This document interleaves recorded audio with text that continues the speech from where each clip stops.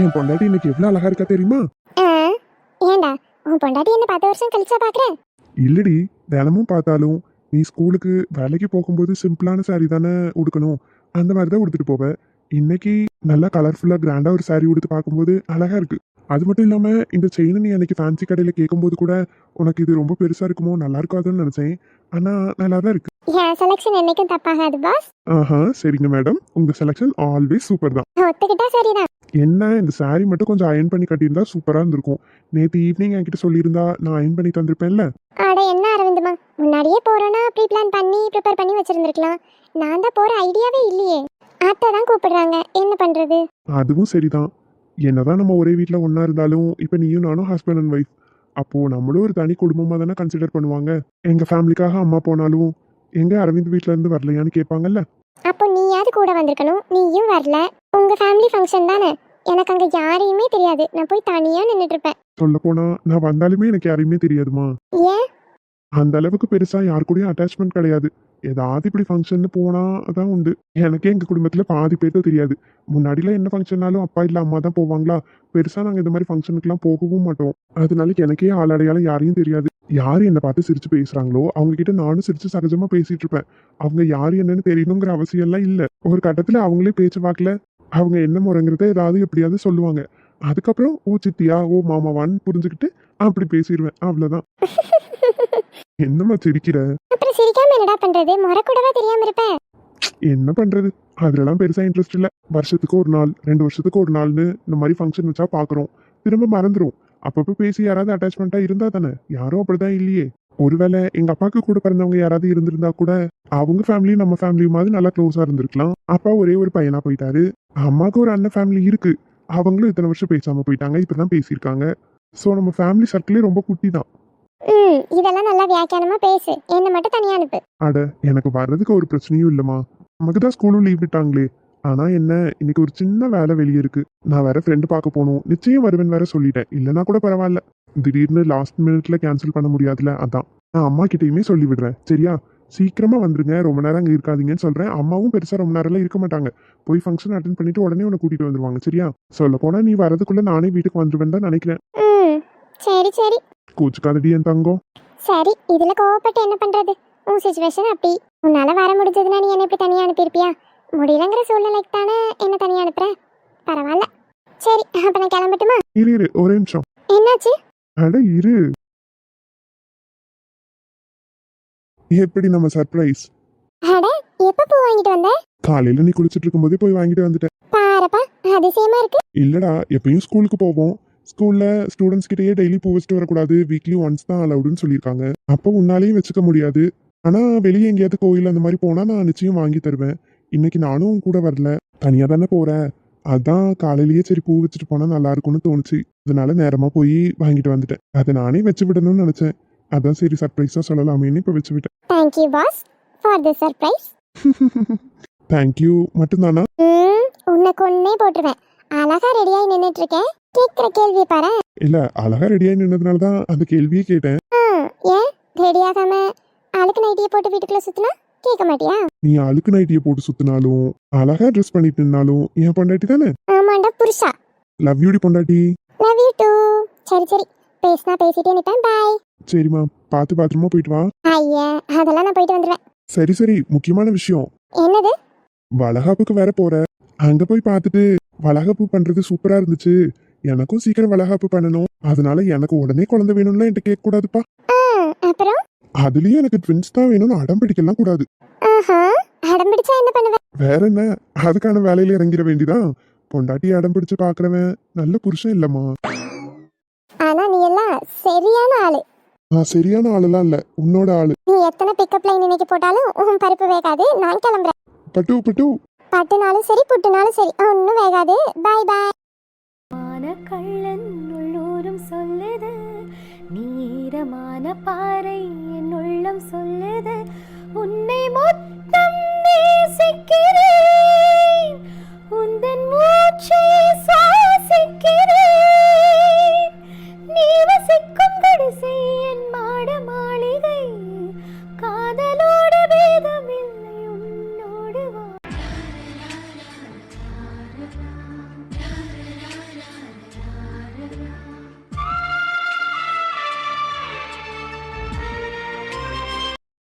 எக்ஸாம்லாம் எப்படி எழுதியிருக்கீங்க மேடம்? அதான் ஒரு வாரம் சார் என்ன டிஸ்டர்பே பண்ணலையே, சூப்பரா எழுதியிருக்கேன்.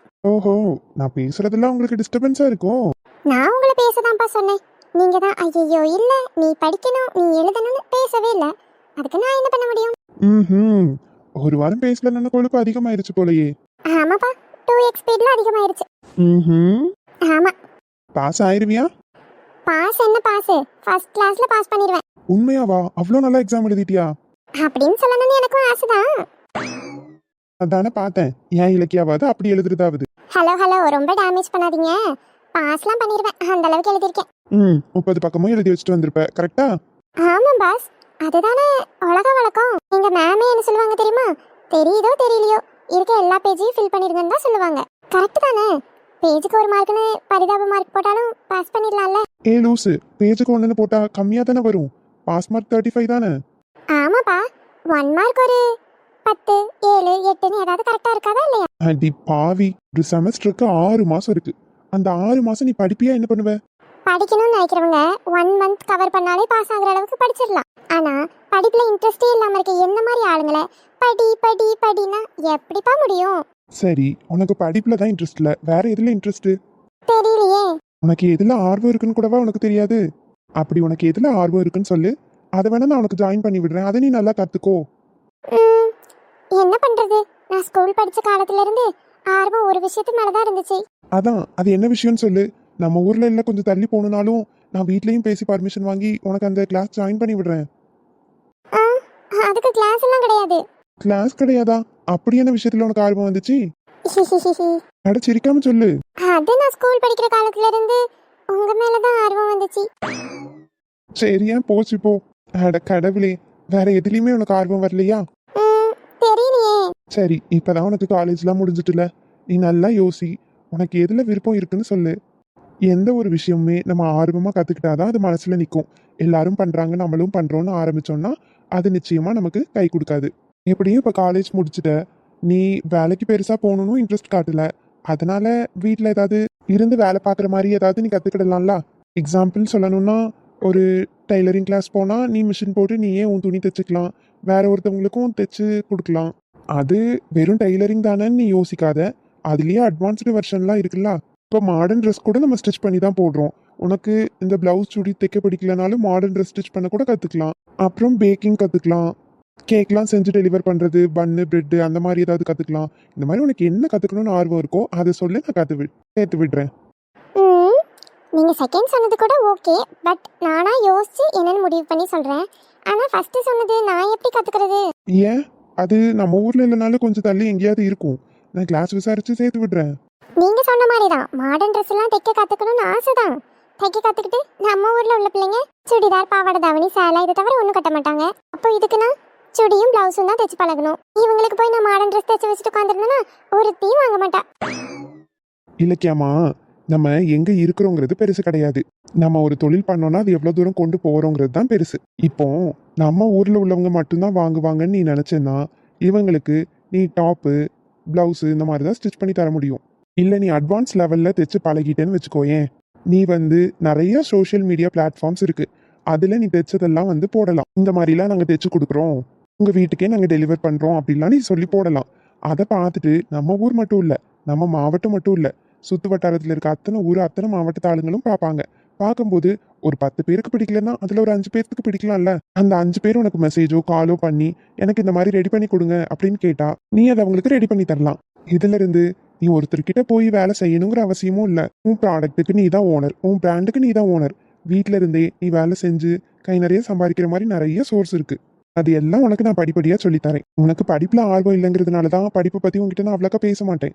அதுக்குன்னு உன்னை நான் அப்படியே கல்யாணம் பண்ணி வீட்டுக்கு கூட்டிட்டு போய் வீட்டோடையே வச்சிடணுங்கிறது என் நோக்கம் கிடையாது. நீயும் உன் கை நிறைய சம்பாதிக்கணும், உன்னால முடிஞ்சது எதுவோ அதை நீ செஞ்சு இண்டிபெண்டா இருக்கணும். அதுக்குன்னு நீங்க என்னை பாத்துக்க மாட்டீங்களா மாமான்னு கேட்காத. நிச்சயம் நான் உன்னை பாத்துக்குவேன். உன்னை பாத்துக்கிறதுக்காக தானே நானும் இருக்கேன். இருந்தாலும் ஒரு 5-10 ரூபா உன் கையில இருந்தாலும் நல்லது தானே. எதுக்கு எடுத்தாலும் என்னை தேடணும், என்னை எதிர்பார்க்கணுங்கிற அவசியம் உனக்கு கிடையாதுல்ல. நான் இவ்வளோ நாள் சொல்ல போனா இதை பற்றிலாம் யோசிச்சதே இல்லை மாமா.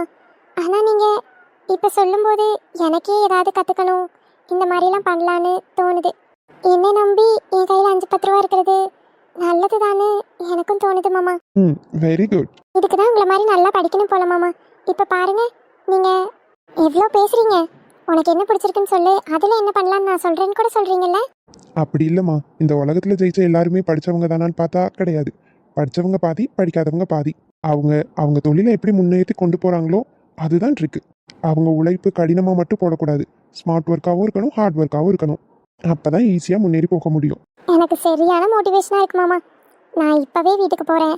பொறுமையாக உட்காந்து நல்லா யோசிச்சு எனக்கு எதில் விருப்பம் இருக்குது, நான் என்ன பண்ணால் சரியாக இருக்கும்னு யோசிச்சு சொல்கிறேன். அதில் எது கரெக்டாக இருக்கும்னு நீங்கள் சொல்லுங்கள். சரிடா. அடி பேரழகே உன்னை சேர்ந்திடவே இந்த நாணயமோ சாட்சி இருக்கும் இதயம் உனக்கே உபயம் எதற்கு ஆராய்ச்சி சில்ல சீதனமே நீ சிரிக்கையிலே பல சில்லறை சிதறிவிடும் செலவு செய்திட நினைத்தால் கூட இதயம் பதறிவிடும். என்ன இது, இப்போதான் என்னை மோட்டிவேட் பண்ணீங்கன்னு பாராட்டினேன், அதுக்குள்ள நைஸா தலைமையில கை வருது. இல்லைம்மா, நான் உன்னை நல்லா மோட்டிவேட் பண்ணேன்னு சொன்னல. மோட்டிவேஷன் மட்டும் கொடுத்தா பார்த்தாதுல, கொஞ்சம் எனர்ஜியும் வேணும்ல. அதான் கொஞ்சம் எனர்ஜி கொடுக்கலாமேன்னு. அதெல்லாம் எனக்கு எனர்ஜி நிறையாவே தான் இருக்கு. கை எடுங்க. நிச்சயம் கை எடுக்கணுமா? எடுத்தே ஆகணும்.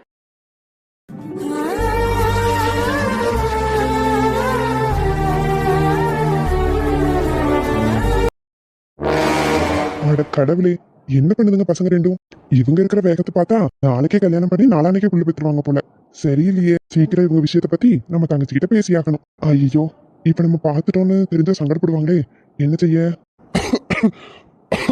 யார் அது? ஐயோ மாமா. ஐயோ அப்பா. அட மருமகளே, நீ என்ன இங்க இருக்க? தம்பி, நீ என்னையா இங்க? அது அது வந்து மாமா, நான் இந்த வழியா வந்துட்டு இருந்தேன். வயல்ல மாமா நின்றுட்டு இருந்தாங்களா, அதான் பேசிட்டு போலான்னு வந்தேன். பேசிட்டு போலான்னு வந்தியா? ஆமாப்பா, அவ இப்பதானே எக்ஸாம் எழுதி முடிச்சிருக்கா. அதான் அடுத்து வேற டிகிரி படிக்க போறியா இல்ல வேலைக்கு போறியா என்ன ஏதுன்னு கேட்டுட்டு இருந்தேன்ப்பா. அப்படியா? நல்லா கேட்டியா? கேட்டுட்டேன்ப்பா. அவ சொல்றதுக்குள்ள நீங்க வந்துட்டீங்கப்பா. ஓஹோ, சரி சரி, நீ என்னன்னு பேசுங்க, நானும் கேட்கறேன். சரிப்பா. மத்தியான நேரம் பிள்ளை இப்படி காட்டுக்குள்ள நிக்க வச்சாயா பேசுறது, அது இந்த உச்சி வெயிலுக்குள்ள. சரியா, என்ன கேட்கணுமோ டக்குன்னு கேளு பிள்ளைகிட்ட. பிள்ளை கொண்டு போய் வீட்டுல விட்டுறலாம். இல்ல மாமா, நான் நடந்தே போயிருவேன். பரவாயில்லம்மா, நான் கொண்டு போய் விடுறேன். அப்பா, உங்களுக்கு ஏன் சிரமம்? நான் வேணா கொண்டு போய் விட்டுட்டு வரட்டுமா? என்னதியா? இல்லப்பா, நான் சாப்பிட வீட்டுக்கு போறேன் இப்ப, அதான் விட்டுட்டுமான்னு. பரவாயில்லையா, என் மருமகளை நானே விட்டுக்கிறேன். ஆட, இந்த அப்பா ஏன் இப்படி பண்றாரு? அழகா விட்டா நானும் அவளும் பைக்ல எவ்வளவு ஜாலியா போவோம். மகனே, நான் உனக்கே அப்பா, என்கிட்டயே வா. நீங்க தெய்வான தானே? ஆமாங்க, நான் தெய்வான தான். நீங்க யாரு? என்ன தெரியலையா? இல்லையே, மன்னிச்சிருங்க, நீங்க யாருன்னு சரியா தெரியல. நான் தான் வான்மதி. அடடே, வான்மதி மைனி, நீங்களா? நல்லா இருக்கிறீங்களா? நல்லா இருக்கேன், நீ நல்லா இருக்கியா? நல்லா இருக்கேன் மைனி. அது யாரு? அது என் மருமகா. உனக்கு ஒரே ஒரு மகன் தானே உண்டு, என்ன? ஆமா, ஒரு மகன், 2 மகா. ஓ சரி சரி. மூத்தவன் மகன், இளையது 2 பேரும் பிள்ளைகள். சரி சரி, அவன் பொண்டாட்டி தான் இதோ? ஆமா ஆமா. பிள்ளைகளுக்கெல்லாம் கல்யாணம் முடிஞ்சிட்டா எப்படி? மூத்தவளுக்கு முடிஞ்சிட்டு மைனி, இளையவளுக்கு இன்னும் முடியல. இளையவ இந்த வருஷத்தோட தான் காலேஜ் முடிக்கிறா. நேற்று தான் பரிச்செல்லாம் முடிஞ்சுது. அப்படியா? சரி சரி. மூத்தவ எங்க இருக்கா? மூத்தவ சென்னையில இருக்கா. அப்படியா? பையன் நல்ல வசதியா இல்லை எப்படி? ஐயோ, பையன் நல்ல வசதி, நல்ல குடும்பம். உங்களுக்கு கூட தெரிஞ்சிருக்குமே, சண்முகம் அண்ணன் தெரியும்ல? சண்முகம், ஆமா, கல்யாணம் முடிச்சு கொஞ்ச மாசத்துலயே ஊரை விட்டுட்டு போயிட்டானே, அவன் தானே? ஆமா, அப்ப அவைய ஏழ்மையா இருந்தாவ. ஆனா இப்ப பெரிய ஐடி கம்பெனி வச்சிருக்காவ, பெரிய வீடு கட்டி வச்சிருக்காவ. அப்படியா? நல்ல வசதி ஆயிட்டானோ? அவனெல்லாம் அப்பா பார்த்தது இல்லையா, அதனால எனக்கு தெரியல. அவன் மகனுக்கு தான் கட்டி கொடுத்துருக்கியோ? ஆமா மைனி, ஆமா மைனி. இவியலும் அந்த அண்ணனும் ரொம்ப வருஷம் பழக்கம் பாத்தியலா? நல்ல குடும்பம். அவியலுக்கு ஒரே பையன் தான், அதான் சரின்னு கட்டி வச்சாச்சு. ஒரே பையன் நல்ல வசதின்னு வளைச்சு போட்டுட்டா. என்ன இவங்க இப்படி பேசுறாங்க? ஐயோ, இதுல வளைச்சு போடுறதுக்கு என்ன மைனி இருக்கு? நம்ம கையிலேயே எல்லாம் இருக்கு, சொல்லுங்க. அந்த ஆண்டவன் விட்ட வழி. அந்த ஆண்டவன் என் மகளுக்கு அந்த பையனை எழுதி வச்சிருந்தா அதை யாராலும் மாற்ற முடியும்? அப்படிதான் கல்யாணம் நடந்துட்டு. கல்யாணத்துக்கு எங்க யாரையும் கூப்பிடவே இல்லையேடே. கூப்பிடக்கூடாதுன்னு இல்லை மைனி, திடீர்னு கல்யாணம் நடந்துட்டு, அதான். சரி சரி, நல்லா இருந்தா சரிதான். உன் மகன் எதுவும் விசேஷமா இல்லை சும்மா தான் இருக்காளா? விசேஷமா தான் மைனி இருக்கா. சொந்த பந்தோடு தான் பேரு. கல்யாணம் முடிஞ்சது தெரியல, மாசமா இருக்கிறது தெரியல, எதையுமே சொல்ல மாட்டேங்கியடே. ஐயோ இல்லை மைனி, நாள் தள்ளி போயிருக்குன்னு டெஸ்ட் பார்த்துருக்கா. டாக்டரும் குழந்தை இருக்கு, ஆனால் சொல்ல முடியாது, பார்த்து கவனமா இருங்க. ஒரு 2 மாசம் கழிச்சு ஸ்கேனுக்கு வாங்கன்னு சொல்லியிருக்காவ. இன்னைக்கு தான் ஸ்கேனே பார்க்க போயிருக்கா. இனி பார்த்துட்டு வந்தா தானே தெரியும். அதெல்லாம் இருக்கும், எடுத்த எடுப்புல ஸ்கேன்ல ஒன்றும் தெரியாதுன்னு இப்படி சொல்லுவாவ. நாங்கெல்லாம் ஒன்றும் கண்ணு போட்டுற மாட்டோண்டே எங்ககிட்ட எல்லாம் சொல்லாம மறைச்சு வைக்கிறதுக்கு. என்ன மைனி இப்படி பேசுறீங்க? அது மறைச்சு வைக்கக்கூடிய விஷயமா சொல்லுங்க. நம்ம சொல்லக்கூடாது மறைக்கணும்னு நினைச்சாலும் வயிறு தான் காட்டி கொடுத்துருமே. சொல்லக்கூடாதுன்னு இல்லை, டாக்டர் கன்ஃபார்ம் பண்ணி சொன்ன பிறகு எல்லாத்தையும் சொல்லிக்கிடலாம் தான், வேற ஒன்றும் இல்லை. சரி சரி. மகன் கல்யாணத்தையும் சொல்லலை, மகா கல்யாணத்தையும் சொல்லலை, கடைசி ஒருத்தி இருக்காளே அவளுக்கு அதை சொல்லவியா மாண்டியா? சொல்லாம இருப்பனா மைனி? நிச்சயம் சொல்லுதேன். பாப்போம் பாப்போம் சொல்றியா என்னன்னு. அவளுக்கு தான் திடீர்னு முடிவாயிட்டுன்னு. ஏன் இந்த பிள்ளை கல்யாணத்துக்கே சொல்லியிருக்கலாம்ல? இல்ல மைனி, அது ஏன் ஓடி வந்துட்டோ? சே அப்படியெல்லாம் இல்லை. 2 பேரும் லவ் பண்ணாவே, 2 பேர் வீட்லேயும் நாங்கள் மட்டும் நின்று நடத்தி வச்சிட்டோம். எங்கள் சைடில் இருந்து எங்கள் குடும்பம் மட்டும், அவங்க சைடில் இருந்து அவங்க குடும்பம் மட்டும்னு சிம்பிளாக கல்யாணம் பண்ணிட்டோம் மைனி. அப்படியா? வரதட்சணை சீர்சனத்தின்னு ஒன்றும் கொண்டு வரலையோ? ஐயோ அதெல்லாம் எதுக்கு மைனி, அவிய வீட்டில் தாரேன்னு தான் சொன்னாவே. எனக்கு அதில் பெருசாலாம் உடன்பாடு கிடையாது. பிள்ளை தங்கமான பிள்ளை, பிள்ளை இருக்கும்போது நமக்கு என்ன மற்றதெல்லான்னு நான் வேண்டான்னு சொல்லிட்டேன். என்ன நீ கூறு கட்டவளாக இருக்க? அவ 100 பவுன் 50 பவுன் வேணும்னு இருக்கா, நீ கிடைச்சதையும் வேணான்றவா போல. எனக்கு அதில் உடன்பாடு இல்லை மைனி, மற்றவியே எப்படி வேணாலும் இருக்கலாம். நம்ம ஜாதி தானா வேற ஜாதியா? என்ன மைனி இப்படி கேட்குறிய? அட பிறகு சொந்த பந்தம் நம்மளாம் எதுக்கு இருக்கோம்? இதெல்லாம் தெரிஞ்சுக்கிட வேணாமா? நாளைக்கு இது கூட எனக்கு தெரியல 4 பேர் சொல்லக்கூடாதுல்ல. அட சொல்லு. இல்லை மைனி, நம்ம ஜாதி இல்லை, வேறதான். சரி சரி. என்னத்த செய்ய, இந்த காலத்தில் நம்ம பிள்ளை எல்லாம் நம்ம பேச்சா கேட்குதுவே, அவிய இஷ்டத்துக்கு தான் ஆடுதுவே. ஆனால் என் பையன் என் மகள்லாம் அப்படி கிடையாது. நான் யாரை சொன்னேனோ அவியலை தான் கல்யாணம் பண்ணிக்கிட்டாவே. இப்போ என் மக ஃபாரின்ல இருக்கா, நல்ல சந்தோஷமா இருக்கா. என் மகன் சென்னையில தான் இருக்கான், சொந்த வீடு கட்டி நல்ல வசதியா இருக்கான். அவிய 2 பேர் கல்யாணத்துக்கு தான் பத்திரிக்கை வச்ச, நீ தான் வரல. அவன் முருகன் மட்டும்தான் வந்தான். ஆமா மைனி வர முடியல. சரி சரி இருக்கட்டும். எங்க நீங்க மட்டும் வந்திருக்கீங்க, உன் பேரன் பேத்தி யாரையும் காங்களே? அதான் சொன்னேன்ல மைனி, இப்பதான் மாசமா இருக்கா, இனிதான் குழந்தை பிறக்க மாசம் ஆகுமே. அடி கூறுகட்டவளே, நாளைக்கு உன் மகளுக்கு பிள்ளை பிறந்தாலும் உருத்தான உரிமை உன் மகன் வாரிசு தானே. அதை தான் கேட்டேன். பேரனா பேத்தியா, 1 2? என் மருமக என்ன மாசமா இல்ல, கல்யாணம் முடிஞ்சு 2 வருஷம் ஆச்சு, இன்னுமா மாசமா இல்லாம இருக்கா? ஆமா மைனி இல்லதான், இருக்கும்போது இருக்கும், கடவுள் தரும்போது தருவாரு. தாரணிமா வா, நம்ம போய் பொண்ணுக்கு சந்தனம் குங்குமம் வச்சு விட்டு வளையல் போட்டு விட்டுட்டு வாழ்த்திட்டு வீட்டுக்கு கிளம்புவோம். நமக்கு வெளியே வேற போகணும்ல, வேற வேலை இருக்கு. வா. அட என்ன தெய்வான நீ போய் பிள்ளை நல்லா வாழ்த்தி நல்லபடியாக பிள்ளை பிறக்கணும்னு ஆசீர்வாதம் பண்ணிட்டு சந்தனம் குங்குமம் வச்சு விட்டுட்டு வா. அவளை போய் கூப்பிடுற, அவளுக்கே 2 வருஷம் ஆகி குழந்தை இல்லை, அவள் ஆசீர்வாதம் பண்ணி குழந்தைக்கு எதுவும் ஆயிட்டுனா?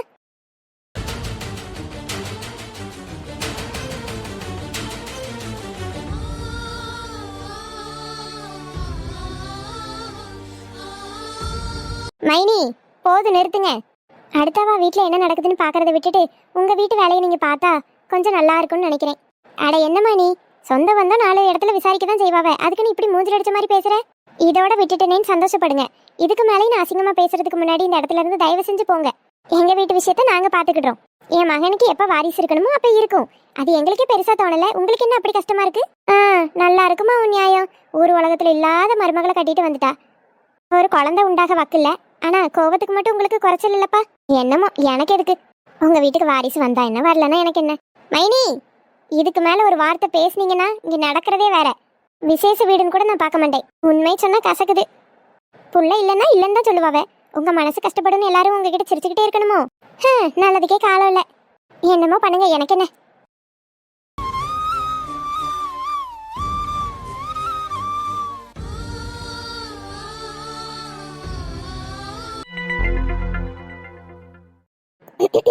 அக்கா முத்தக்கா.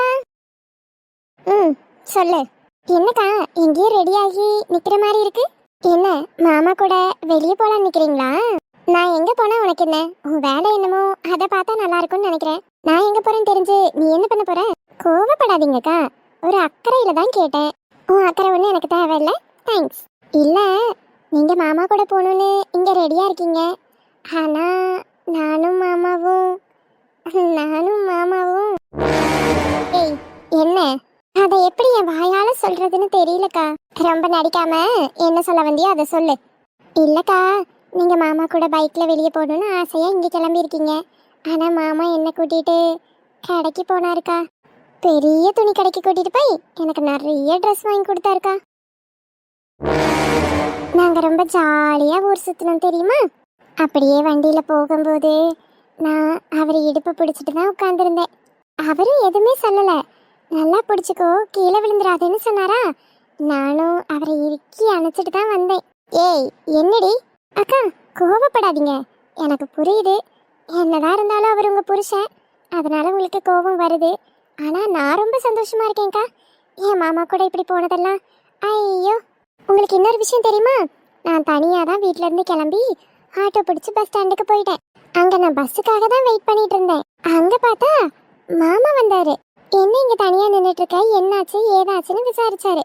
அப்பதான் நான் சொன்னேன், இல்ல மாமா இந்த மாதிரி ட்ரெஸ் வாங்கணும், அதுக்காக தான் நான் கிளம்பி வந்தேன், இங்க நின்றுட்டு இருக்கேன்னு சொன்னேன். எதுக்கு தனியா போறேன்னு கேட்டாரு. பரவாயில்ல மாமா, நான் பஸ்லயே ஏறி போறேன்னு சொன்னேன். அவரும் சரி பார்த்து போன்னு சொல்லிட்டு போயிட்டாரு. என்ன நினைச்சாரோ தெரியலக்கா, 5 நிமிஷத்துல திரும்ப வந்து, நீ இப்படி நின்றுட்டு இருக்கிறத பார்க்க எனக்கு கஷ்டமா இருக்கு, ஏன் பஸ் ஏறி சிரமப்பட்டு போகணும், வா மாமா நான் இருக்கேன்ல, நானே உன்னை கூட்டிட்டு போறேன், எவ்வளோ நேரம் ஆனாலும் பரவாயில்ல, நீ உனக்கு பிடிச்ச ட்ரெஸ்ஸை வாங்க, நான் வெயிட் பண்ணி ரிட்டர்ன் கொண்டு வந்து வீட்டில் விட்டுறேன் அப்படின்னு சொன்னாரு. அதுக்கப்புறமா தான் நாங்கள் 2 பேரும் பைக் எடுத்துட்டு நல்லா சுத்திட்டு வந்தோக்கா. நீங்க ஒன்றும் கவலைப்படாதீங்க. என்னது இவ்வளோ பெரிய விஷயம் சொல்றேன், கோவப்படுவா இல்ல ஃபீல் பண்ணி அழுவான்னு பார்த்தா சிரிக்கிறா வெக்கங்கிட்டவ. அக்கா, நான் சொன்னதெல்லாம் காதுல விழுந்துச்சா? நல்லா விழுந்துச்சு. என்னடா அதெல்லாம் கேட்டுட்டு சிரிக்கிறான்னு பாக்குறியா? சாச்சா அப்படியெல்லாம் இல்ல. அடியே ஸ்வேதா, நீ என்ன வேணாலும் ட்ரை பண்ணிக்கோ, நான் கோவமும் படமாட்டேன், என் புருஷன்ட்ட போய் சண்டை போட்டு அழவும் மாட்டேன். உனக்கு ஒரு விஷயம் தெரியுமா? என் புருஷன் நானும் இன்னைக்கு படத்துக்கு போறோம், படம் பார்க்க. ஷோக்கு இன்னும் டைம் இருக்கு. என் புருஷன் தான் மதியானமே நான் வேலையை விட்டு வந்துடுறேன், கொஞ்ச நேரம் வீட்டில் இருந்துட்டு அப்புறமா படத்துக்கு போகலான்னு சொன்னான். நானும் சரின்னு தான் சொல்லியிருந்தேன். கிளம்பிட்டானா என்னன்னு தெரியலன்னு ஃபோன் பண்ணேன். அப்பதான் அவன் சொன்னான், வந்துட்டு இருக்கேன், வர வழியில பஸ் ஸ்டாண்ட்ல ஸ்வேதாவை பார்த்தேன், பாவம் துணி எடுக்கணுமா, தனியா நின்றுட்டு இருந்தா, பார்த்து போன்னு சொல்லிட்டு வந்துட்டேன்னு சொன்னான். நான் தான் சொன்னேன், வயசு பிள்ளைய இப்படி தனியா அனுப்பலாமா, நாளைக்கு அவளுக்கு ஏதாவது ஒண்ணுனா என்ன பண்றது, பாவம் நீ கூட கூட்டிட்டு போயிட்டு வா, நம்ம வீட்டுக்கு வந்த பிள்ளைய பாக்குறது நம்ம பொறுப்பு தானேன்னு சொன்னேன். ஒன்றும் பிரச்சனை இல்லை, ஷோக்கு தான் இன்னும் டைம் இருக்கே, நீ போயிட்டு வா, அதுக்கப்புறமா கூட நம்ம படத்துக்கு போய்க்கலான்னு சொன்னேன். அவனும் அப்படியா சரி அப்ப நான் கூட்டிட்டு போயிட்டு வரேன்னு என்கிட்ட சொல்லிட்டு தான் வந்தான். இங்க பாரு, அவன் என் புருஷன், நீ மடக்கலாம் மயக்கலான்னு என்ன நினைச்சாலும் உன் பருப்பு அவன்கிட்ட வேகாது. அவனுக்கு என்னதான் ரொம்ப பிடிக்கும். இப்ப இல்ல, ஸ்கூல் படிக்கிற காலத்துல இருந்து எனக்கே தெரியாம என் பின்னாடி உருகி உருகி லவ் பண்ணி ஒன் சைடா சுத்திட்டு இருந்தவன் அவன். நேத்து நீ வந்துட்டு ஏதாவது பண்ணா உன் பின்னாடி வந்துருவான்னு நினைக்கிறியா? உன் பகல் கனவு என்னைக்கும் பழிக்காது, கடைசி வரைக்கும் அது கனவாவே போயிரும். அதுலயும் என்ன சொன்ன, வயிற்றுல கை வச்சியா, பார்த்து பத்திரமா பிடிச்சி உட்காருன்னு சொன்னா இறுக்கி அணைச்சிட்டு வந்த. இதெல்லாம் நான் நம்பணும் அப்படிதானே? நீ சொல்றதெல்லாம் கேட்டு என் புருஷனை நான் சந்தேகப்படுவேன், அவன்கிட்ட போய் கோவப்படுவேன்னு நினைச்சியா? எனக்கு ஒரு விஷயம் தெரிஞ்சு நடக்கும் போதே அதை நீ எப்படியெல்லாம் கதை கட்டி என்கிட்ட சொல்ற, அப்ப தெரியாம நடந்தா நீ சும்மாவா இருப்ப? உன் புத்தி எனக்கு நல்லா தெரியும்டி. உன் வேலையை பார்த்துட்டு கிளம்பு, சரியா? என் புருஷன் இப்ப ரெடி ஆயிட்டு இருக்கான், ஷோக்கு வேற டைம் ஆகுது. நாங்க போய் நீ சொன்ன மாதிரியே பைக்கை நல்லா இறுக்கி அணைச்சிட்டு என் புருஷன் கூட போய் நல்லா ஊர் சுத்திட்டு படம் பார்த்துட்டு நைட்டு வெளியே சாப்பிட்டுட்டு வரோம். பாய்.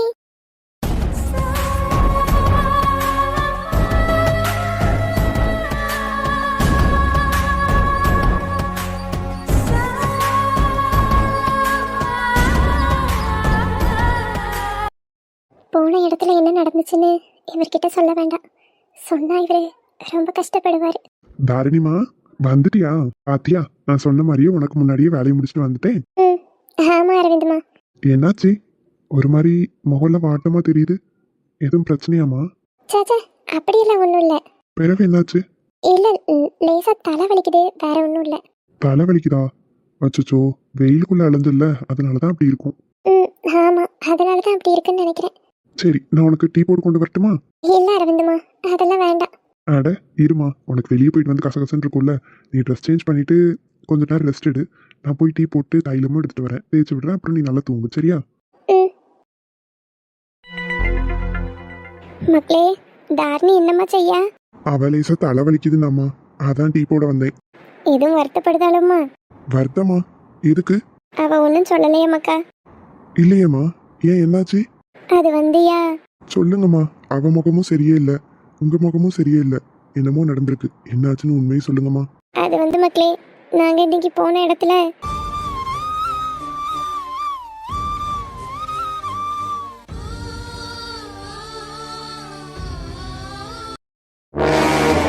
என்னம்மா இது, நீங்க அவியல சும்மாவா விட்டிய? இல்லையா, நானும் திட்டி விட்டுட்டு தான் பிள்ளைய கூட்டிகிட்டு வந்தேன். ஆனால் பிள்ளை முகமே வாடி இருந்துச்சு. பிள்ளை அதை கேட்டு ரொம்ப சங்கடப்பட்டுட்டான்னு நினைக்கிங்க. கொஞ்சம் அவளை சமாதானப்படுத்த மக்களே. சரிம்மா, நான் பார்த்துக்கிட்டேன்.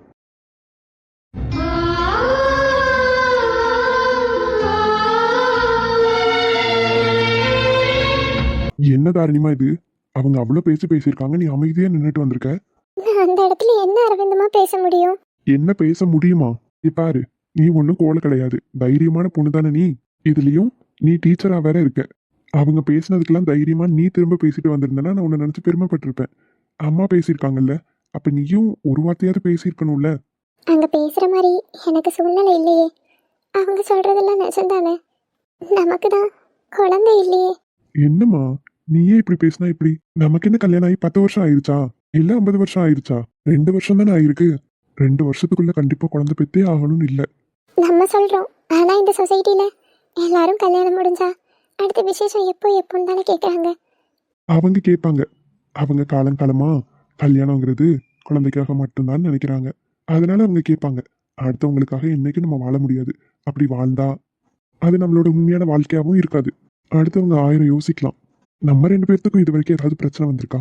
நம்ம சந்தோஷமா தானே வாழ்ந்துட்டு இருக்கோம். குழந்தை எப்ப வரணும்னு இருக்கோ, நமக்கு எப்ப கிடைக்கணும்னு இருக்கோ அப்ப நிச்சயம் கிடைக்கும். அப்படி கிடைக்காம போனாலும் எனக்கு ஒரு பிரச்சனையும் கிடையாது. எனக்கு என் குழந்தையா நீ தான் இருக்க. உன்னை நான் என் குழந்தையா தான் பாக்குறேன். உன்னை நான் ஒரு காலத்துல ஃப்ரெண்டா பார்த்தேன், லவ்வரா பார்த்தேன், ஒய்ஃபா பாக்குறேன். இப்ப என்னோட பிள்ளையா தான் நான் உன்னை பாக்குறேன். உனக்கு அப்பாவா, அம்மாவா, புருஷனா, ஃப்ரெண்டா எல்லாமாவும் நான் தானே இருக்கேன். அடிக்கடி நீ அப்படித்தானே சொல்லுவ, எனக்கு எல்லாமே நீ தானே. பிறகு என்ன, நமக்கு அப்படி பிறக்காம போனாலும் எனக்கு அது பெரிய பிரச்சனை கிடையாது. உனக்கு நான் குழந்தை, எனக்கு நீ குழந்தை, அவ்வளவுதான். நம்ம வாழ்க்கை அப்படிதான். நீ இப்ப குழந்தை இல்லையேன்னு யோசிக்கிற அளவுக்கு நமக்குள்ள அது ஏதாவது பிரச்சனை வந்தாதான் நீ யோசிக்கணும். அடுத்தவங்க என்ன பேசுறாங்கன்னு நீ யோசிக்க கூடாது. அவங்க வீட்டுல 1008 பிரச்சனை இருக்கும். அதை யாரும் பெருசா பாக்குறது இல்ல. அடுத்த வீட்டுல என்ன நடக்குது, அடுத்த வீட்டுல என்ன கதைன்னு தெரிஞ்சுக்கிறதுலதான் எல்லாத்துக்கும் ஆர்வம். பாரு, அந்த பொம்பளை நம்ம லவ் மேரேஜ் பண்ணதுல இருந்து கல்யாணத்துல இருந்து குழந்தை வரைக்கும் எல்லாத்தையும் பேசியிருக்கா. நீ பதில் பேசாம இப்படி அழுதுட்டு வந்திருக்க. இப்படிதான் நான் உன்னை வளர்க்குறேனா? தைரியமான பிள்ளையா தானே நான் வளர்த்தேன். நீ சொல்றதெல்லாம் சரிதாம்மா. அந்த நேரத்துல எனக்கு என்ன பேசுறதுன்னு தெரியல. அவங்கள நீ அவ்வளவு தூரம் பேச விட்டது தப்பு. அவங்க பேசினனால நீ அமைதியா இருந்தன்னு அவங்க எச்சா பேசியிருக்காங்க. பாரு, அம்மா பேச ஆரம்பிச்ச உடனே அமைதியா போயிட்டாங்க. அவ்வளவுதான். நீ எப்போ திரும்பி எதிர்த்து பேசலையோ அது வரைக்கும் இந்த உலகத்துல உன்னை எல்லாரும் கூட்டிக்கிட்டே தான் இருப்பாங்க. நீ தான் பதில் பேசி பழகணும். நீ அதை நினைச்சுலாம் இப்ப உம்முன்னு இருந்துட்டு இருக்காது, சரியா? அது ஒரு கெட்ட கனவு. துஷ்டனை கண்டா தூர விலகுன்னு சொல்ற மாதிரி விலகிடணும். அதெல்லாம் போட்டு மனசை குழப்பிட்டு இருக்க கூடாது. நானும் எங்க வீட்லயோ யாரும் இது வரைக்கும் உன்கிட்ட அதை பத்தி கேட்டதே கிடையாது. ஏன், அதை பத்தி நான் யோசிச்சதே கிடையாது. நானுமே யோசிச்சதில்ல அரவிந்தம்மா. நம்ம ஆதிரா கர்ப்பமா இருக்கான்னு தெரிஞ்ச உடனே எல்லாத்த விட சந்தோஷப்பட்டது நான் தான். அப்ப கூட என் மனசுல ஒரு துளி கூட அவ நமக்கு பிறகு கல்யாணம் பண்ணவ அவெல்லாம் மாசமாயிட்டா, நம்ம அப்படி இல்லையேன்னு தோணல. ஆனா இன்னைக்கு பேசினவங்க இவளுக்கு அப்புறம் கல்யாணம் ஆனா அவளே மாசமாயிட்டா, இவ இன்னும் ஆகலையான்னு என்ன சொன்னாங்க தெரியுமா? நான் மட்டும் அந்த இடத்துல இருக்கணும். சே, எனக்கு இப்ப தோணுது, உன்னை அனுப்பாம நானும் சேர்ந்து வந்திருக்கணும். யார் அதுன்னு பார்த்துருப்பேன் நானு. இன்னைக்கு நான் பேசியிருந்த பேச்சுல இனி என் பொண்டாட்டிக்கிட்ட யாரும் எதுவும் கேட்டிருக்க மாட்டாங்க. இங்க பாரு, இப்படி நீ அழுதுட்டு இருக்கிறது நல்லாவா இருக்கு? இங்க பாருடா, இது என்ஜாய் பண்ற வயசு, நம்ம என்ஜாய் பண்றோம். பிள்ளை இருக்கும்போது இருக்கும். நீ குழந்தைய பத்தியே யோசிச்சுக்கிட்டு இருக்காத, சரியா? நீ இப்படி இருக்கிறது எனக்கு சுத்தமா பிடிக்கல. அரவிந்தம்மா, நான் உன்கிட்ட ஒன்று கேட்கட்டுமா? கேளு. ஒருவேளை என் உடம்புல எதுவும் பிரச்சனை இருந்து நமக்கு குழந்தைய பிறக்காதுன்னு சொல்லிட்டாங்கன்னா நீ என்ன வெறுத்துருவியா?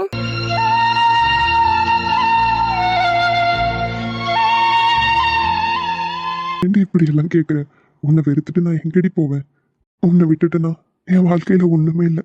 வெறுமையா இருந்த என் உலகத்துல நீ மட்டும்தான் இப்போ முழுசா நிறைஞ்சிருக்க. உன்னை விட்டுட்டு நான் எங்க போவேன் சொல்லு? எப்படிப்பட்ட சூழ்நிலையா இருந்தாலும் சந்தோஷமோ கெட்டதோ துக்கமோ எதுவா வேணா இருக்கலாம். அதுல என் கூட என் பொண்டாட்டியா பங்கு போட நீ மட்டும்தான். இந்த ஜென்மத்துல இது மாறவும் மாறாது. உன் இடத்த என்கிட்ட இருந்து யாராலையும் பறிக்க முடியாது. என் வாழ்க்கைக்கு நீ மட்டும்தான் எப்பவும். நீ இல்லைன்னா நான் ஒண்ணுமே இல்லடி, புரிஞ்சுக்கோ. இந்த மாதிரி என்கிட்ட கேள்வி கேட்டு என்ன கஷ்டப்படுத்தாது. சாரி அரவிந்தம்மா, அப்படி நான் கேட்டிருக்க கூடாதுதான். உனக்கு கஷ்டமா இருந்துச்சுன்னா என்ன மன்னிச்சிரு. நீயே யோசி, நம்மளை விட்டுட்டு இவன் இருந்துருவானா? இவனால இருக்க முடியுமான்னு யோசிச்சு பாரு. நான் உன் மேல எவ்வளவு பாசம் வச்சிருக்கேன்னு தெரிஞ்சும் இப்படி என்கிட்ட கேட்காத. I love you Ammu. I love you too. வந்த துணையே வந்து அணையே, அந்த உள்ள சந்திரனை சொந்தம் கொண்ட சுந்தரியே, சாமி கிட்ட சொல்லி வச்சு சேர்ந்தது இந்த செல்ல கிளியே.